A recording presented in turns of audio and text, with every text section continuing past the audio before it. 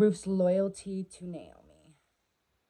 Then she across with her daughters-in-law to return from the country of Moab, for she had heard in the fields of Moab that the Lord had visited his people and given them food. So she set out for the place where she was with her two daughters-in-law, and they went on the way to return to the land of Judah. But Naomi said to her daughters-in-law, "Go return each of you to her mother's house. May the Lord deal kindly with you, as you have dealt with the dead and with me. The Lord grant that you may find rest, each of you in the house of her husband." Then she kisses them, and they lifted up their voices and wept. And they said to her, "No, we will return with you to your people." But Naomi said, "Turn back, my daughter. Why will you go with me? Have I yet sons in the womb, that they might become your husbands? Turn back, my daughters. Go your way, for I am too old to have a husband. If I should say I have hope, even if I should have a husband this night and should bear sons, would you therefore wait till they were grown? Would you therefore refrain from marrying? No, my daughter, no, my daughters, for it is exceedingly bitter to me for your sake that the hand of the Lord has gone out against me." Then they lifted up their voices and wept again. And Oprah kissed her mother-in-law, but Ruth clung to her. And she said, "See, your sister-in-law has gone back to the people and to her God's return after your sister-in-law."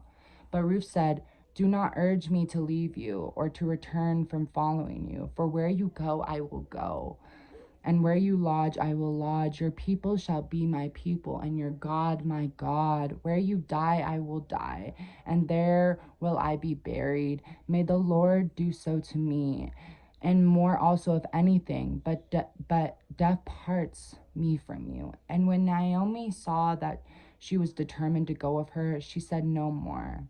Naomi and Ruth returned. So the two of them went on until they came to Bethlehem. And when they came to Bethlehem, the whole town was stirred because of them. And the woman said, "Is that Naomi?" She said to them. "Do not call me Naomi. Call me Mara, for the Almighty has dealt very bitterly with me. I went away full, and the Lord has brought me back empty. Why call me Naomi when the Lord has testified against me, and the Almighty has brought calamity upon me?" So Naomi returned, and Ruth and Moabite, her daughter-in-law, with her, who returned from the country of Moab, and they came to Bethlehem at the beginning of a barley harvest. Ruth meets Boaz. Now Naomi had a relative of her husband, a worthy man of the clan of Elimelech, whose name was Boaz. And Ruth the Moabite said to Naomi, let me go to the field of glean among the ears of grain after him, in whose sight I shall find favor." And she said to her, "Go, my daughter." So she set out and went and gleaned in the field after the reapers, and she had happened to come to the part of the field belonging to Boaz, who was the clan of Elimelech. And behold, Boaz came from Bethlehem, and he said to the reapers, "The Lord be with you." And they answered, "The Lord bless you." Then Boaz said to his young man who was in charge of the reapers, "Whose young woman is this?" And the servant who was in charge of the reapers answered, "She is the young Moabite woman who came back with Naomi from the country of Moab. She said, 'Please let me glean and gather amongst the sheaves and the reapers.' So she came, and she has continued from early morning until now, except for a short rest." Then Boaz said to Ruth, "Now listen, my daughter. Do not go to glean in another field or leave this one, but keep close to my young woman. Let your eyes be on the field they are reaping, and go after them. Have I not charged the young men not to touch you? And when you are thirsty, go to the vessels and drink what the young men have drawn." Then she fell on her face, bowing to the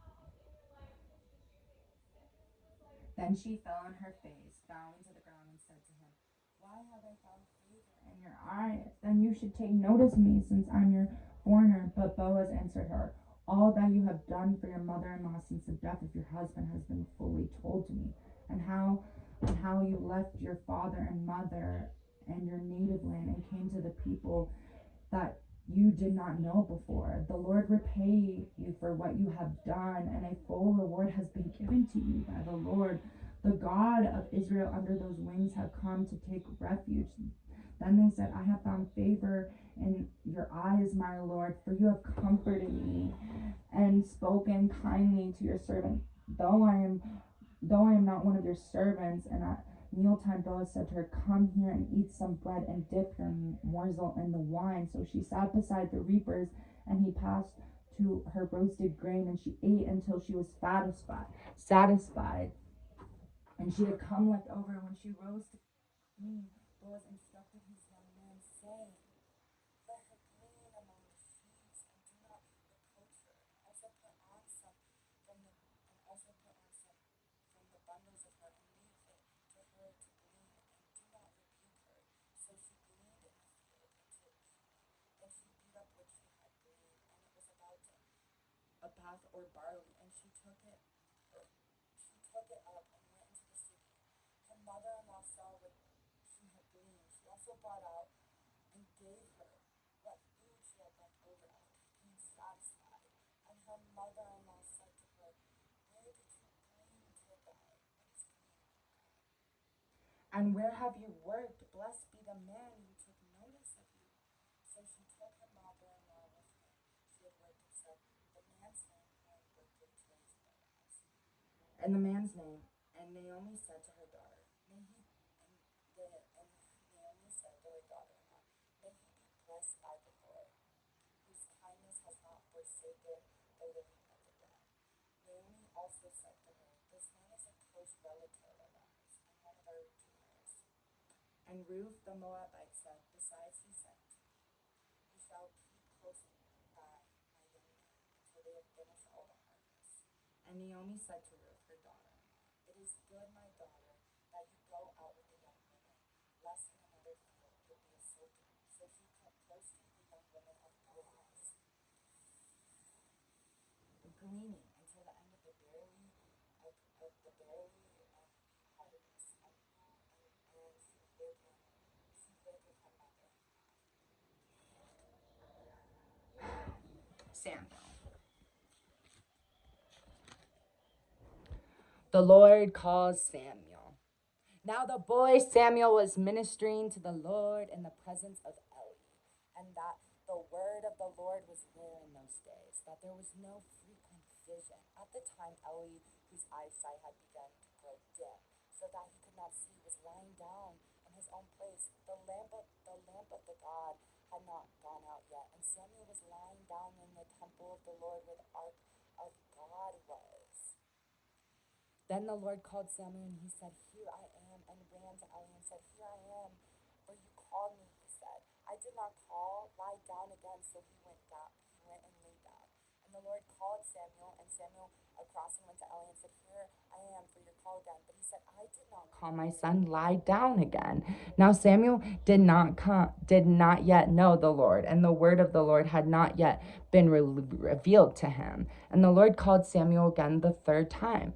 And he arose and went to Eli and said, Here, I'm for you, called me. Then Eli perceived that the Lord was calling the boy. Therefore Eli said to Samuel, Go lay down, and if he calls you, you shall say, Speak, Lord, for your servant hears. So Samuel went and laid down in his place. After the Lord came and stood, calling as at other times, Samuel, Samuel. And Samuel said, Speak, for your servant hears. Then the Lord said to Samuel, Behold, I am about to do a thing in Israel at which the two ears of everyone hears it will tingle. On the day I will fulfill against Eli all that I have spoken concerning his house from beginning to end. And I declare to him that I am about to punish his house forever for the iniquity that he knew, because his sons were blaspheming Blasphemin, God, and he did not restrain them. Therefore I swear to this house of Eli that the iniquity of Eli's house shall not be atoned for her, but a sacrifice of offering forever. Samuel lay until the morning. Then he opened the doors of the house of the Lord. And Samuel was afraid to tell the vision to Eli.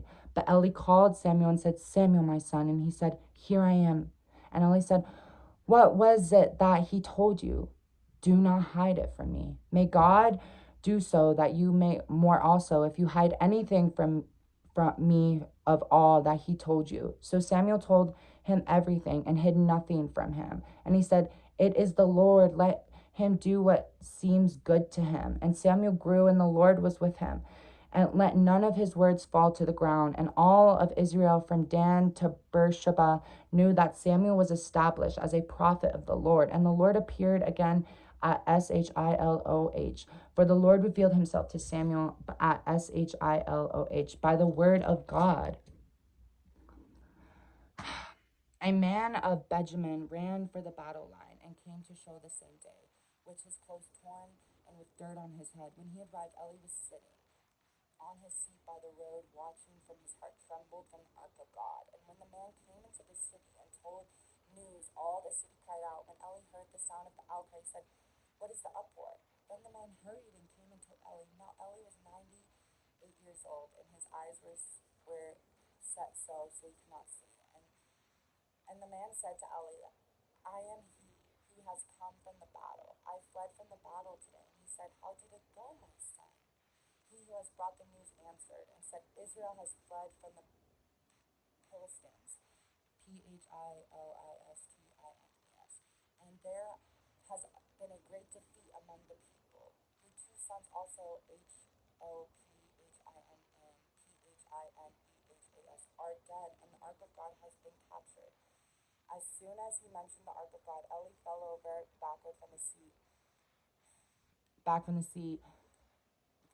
by the side of the gate, and his neck was broken, and he died. For the man was old and heavy. He had judged Israel 40 years. Now his daughter-in-law, the wife of Phinehas, was pregnant, about to give birth. And when she heard the news that the ark of God was captured and that her father-in-law, her husband, were dead, she bowed and gave birth. For her pains came upon her, and about that time of her death, the woman attending her said to me, Do not be afraid, for you have borne a son. She did not answer or pay attention, and she named the child Ichabod, saying, The glory has departed from Israel, because the ark of God has been captured. And because of her father-in-law and her husband, she said, The glory has departed from Israel, for the ark of God has been captured. The Lord grants Israel request. But the people refused to obey the voice of Samuel, and they said, No, but there shall be a king over us, and also may be like all the nations, and that our king may judge us, and we go out before us and fight our battles. And when Samuel had heard all the words of the people, he repeated them in the ears of the Lord. And the Lord said to Samuel, Obey their voice and make them a king, Samuel said to them. Of Israel, go every man to the city. Samuel chooses to be a king. There was a man of Benjamin whose name was King, and the son of Abai, son of Zerah, son of Beroth, son of... I don't want to read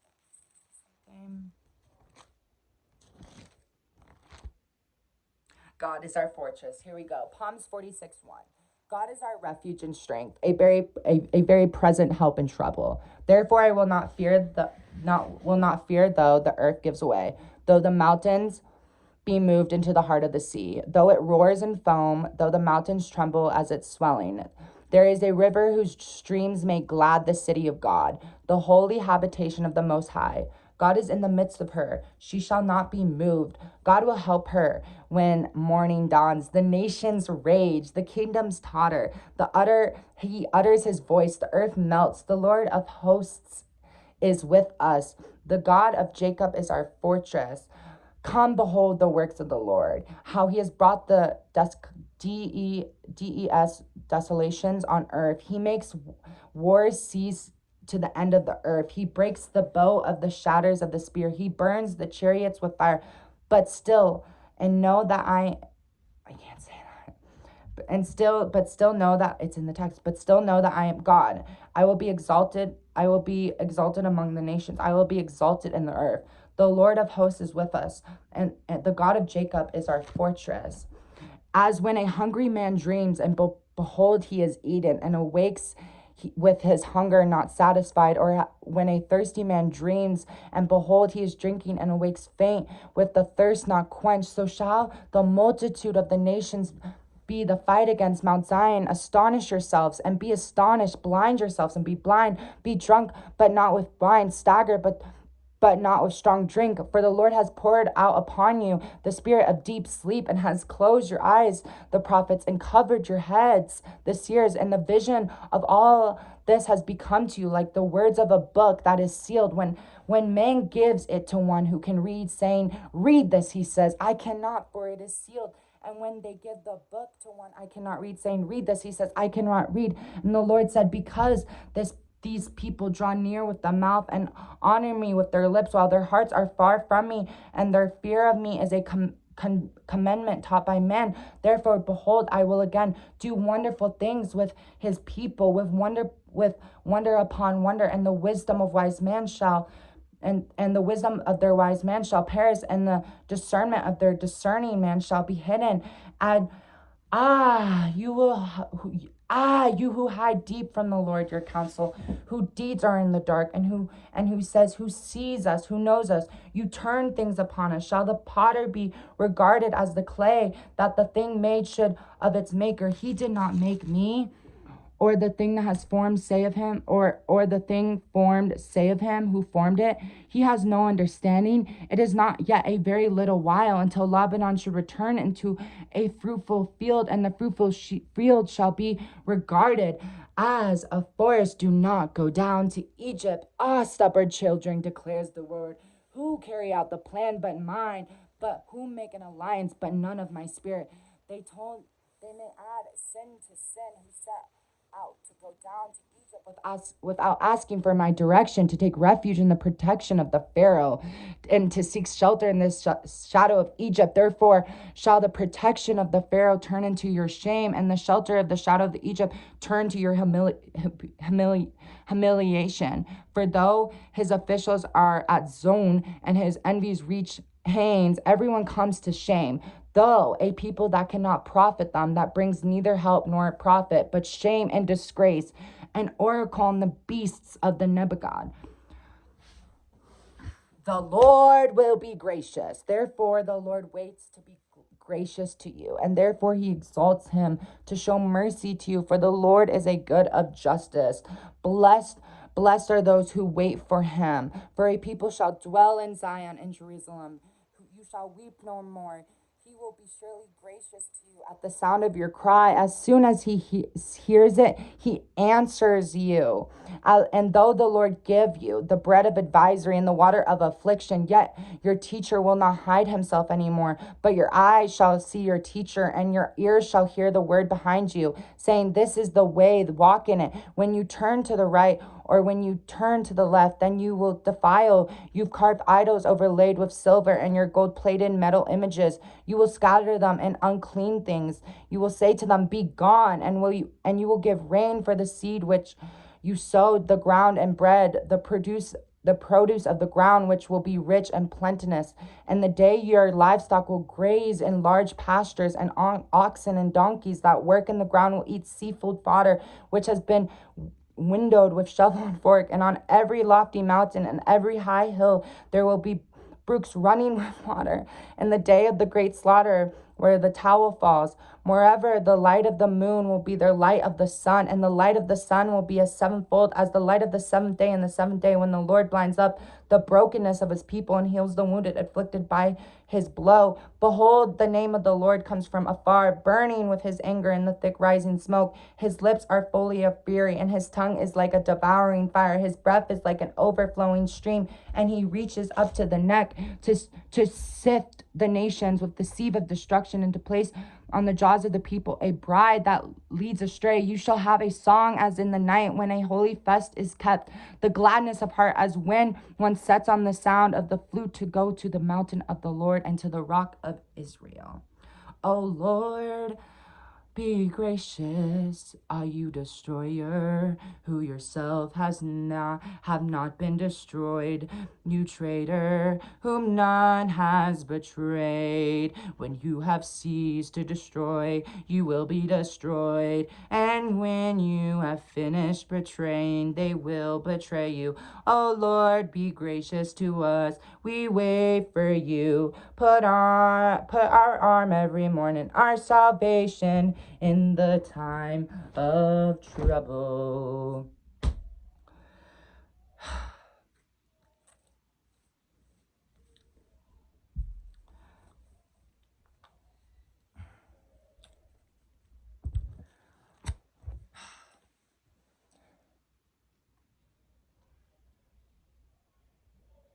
And without faith, it is impossible to please him. For he comes to God, must believe that he is, and that he is a rewarder of those who seek him. I love Jesus more than anything in my life. This prayer closet says it. It is filled with his word. Um, it's just filled. And I just love being filled with Jesus. And, it's really hard when, people doubt me and they doubt my character and they doubt my story because of the things I've been through. And it's hard because I really don't I try not to get on people's nerves on purpose. And I love the song by Israel. It says, "It's not over." And that's something I need to remind myself. And that's something that the Lord is reminding me is that, my story isn't over. I'm just getting started. I'm just getting into the Bible. And it's a blessing. And I think that I have this quote, and I don't want to, I'm gonna, it's a quote from Instagram, but it's not from the word. And I just have to know. I was like, it's all, I'm gonna keep it in the word. So here we go. I always end it with this. Anyone who does not love does not know God, because God is love. John 14:4-8. And I really want to make this clear to everyone. I'm not Jesus. Jesus just lives within me. And for there is one God, and there is one mediator between God and men, and the man Christ Jesus. And I just know Jesus Christ is my salvation. I know that I shall interact with Jesus Christ. I cover me with the blood of Jesus Christ, our Savior. Cover the LGBT Center 111 in North McCobb Place, Los Angeles, California. And then I remind myself that God is a forgiving God, and that I am loved, and that I started the chapter today reading Ruth because my grandmother's name was Ruth. Her name was Ruth Scudder, and we called her Mama. And she was the most loving person. And I'm excited to dive into Ruth more. Um, and it's gonna be an amazing, amazing experience to continue to read this word, to continue to just